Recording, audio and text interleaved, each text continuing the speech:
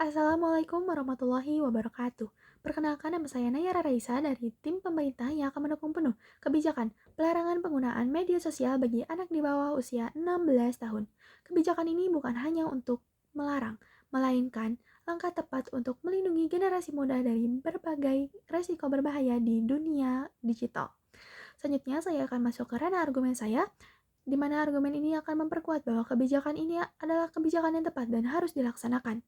Yang pertama yaitu usia 16 tahun merupakan batas usia yang paling seimbang. Seperti yang kita ketahui, apabila pembatasan penggunaan media sosial dilakukan pada batas usia yang terlalu muda, maka bisa saja menyebabkan hal-hal negatif lainnya.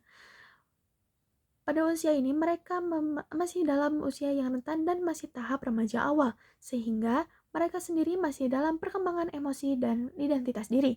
Mereka cenderung lebih mudah terpengaruh oleh berbagai hal di media sosial, seperti komentar, tren, dan tekanan dari media sosial itu. Maka, jika pembatasan penggunaan media sosial dilakukan pada batas usia yang terlalu rendah, maka bisa menyebabkan terjadinya cyberbullying, kecanduan, gangguan mental, karena mereka masih belum siap untuk menghadapi media sosial. Lalu, apabila pembatasan media sosial dilakukan pada usia yang terlalu tinggi, sekitar 17 hingga 18 tahun, maka kebijakan ini bisa menjadi tidak efektif.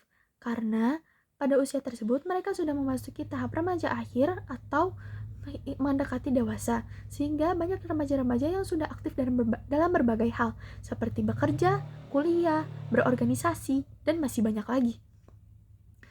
Oleh karena itu, media sosial pasti sangat dibutuhkan untuk mereka berkomunikasi dan mendapatkan informasi penting secara cepat.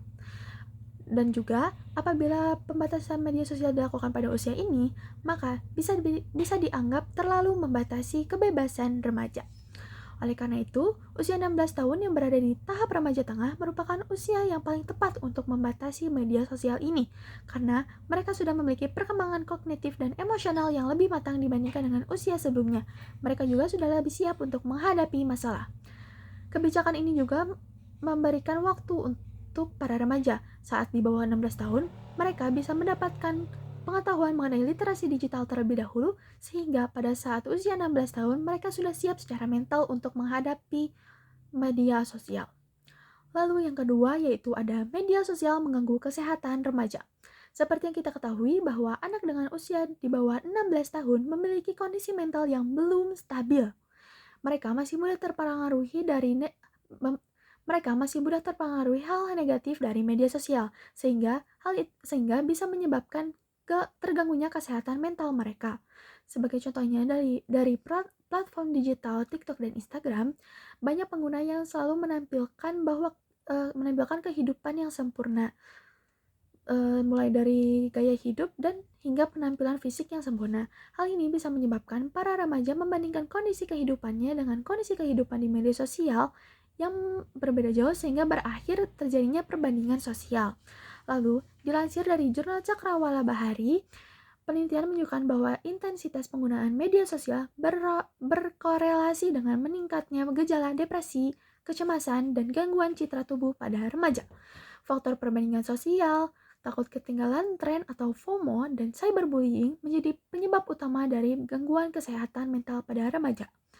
Selain itu juga, dari hasil penelitian jurnal ilmu komputer mengenai cyberbullying, menemukan bahwa dari 51 responden remaja, 30 diantaranya mengalami cyberbullying di media sosial. Dari kelompok tersebut, 13 remaja merasa rendah diri dan 10 mengalami depresi atau frustasi setelah menerima perlakuan negatif secara online. Lalu yang ketiga yaitu media sosial menjadi peluang konten berbahaya. Media sosial membuka peluang yang sangat besar untuk anak dan remaja melihat konten-konten berbahaya karena sangat mudah untuk diakses. Konten-konten tersebut seharusnya tidak dilihat oleh mereka karena tidak sesuai dengan usia mereka. Konten tersebut seperti konten kekerasan, pornografi, pelecehan, penipuan, ujaran kebencian, dan masih banyak konten-konten lainnya yang berbahaya. Anak di bawah usia 16 tahun umumnya belum memiliki literasi digital yang cukup, sehingga mereka masih belum bisa membedakan mana yang baik dan mana yang buruk, mana yang harus dicontoh dan mana yang tidak boleh dicontoh. Oleh karena itu, mereka lebih rentan terpengaruh oleh hal-hal negatif di dunia digital.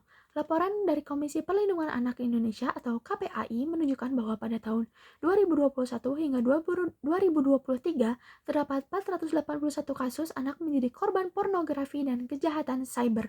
Oleh karena itu, perlu adanya kebijakan pelarangan penggunaan media sosial bagi anak di bawah usia 16 tahun di Indonesia ini. Dewan Juri yang terhormat, setelah saya menjelaskan semuanya, dapat disimpulkan bahwa kebijakan ini adalah langkah yang tepat untuk dan harus dijalankan. Kebijakan ini tidak hanya melarang, melainkan melindungi dan mencegah remaja dari hal-hal negatif dari media sosial. Usia 16 tahun juga merupakan usia yang tepat untuk pembatasan karena pada usia sebelumnya mereka bisa diberikan pengetahuan literasi digital sehingga mereka bisa lebih siap di kemudian hari untuk menghadapi media sosial. Oleh karena itu, kami tim pemerintah meyakini bahwa pelarangan penggunaan media sosial bagi anak di bawah usia 16 tahun merupakan langkah yang tepat dan harus dilakukan karena kebijakan ini merupakan kebijakan yang tepat, rasional, dan sangat diperlukan. Kebijakan ini juga bertujuan untuk melindungi kesehatan mental, keamanan, serta perkembangan generasi muda di Indonesia, sehingga mereka nantinya bisa siap dalam menghadapi dunia digital secara matang. Dengan demikian, kami tim pemerintah menegaskan bahwa kami mendukung kebijakan kali ini. Terima kasih.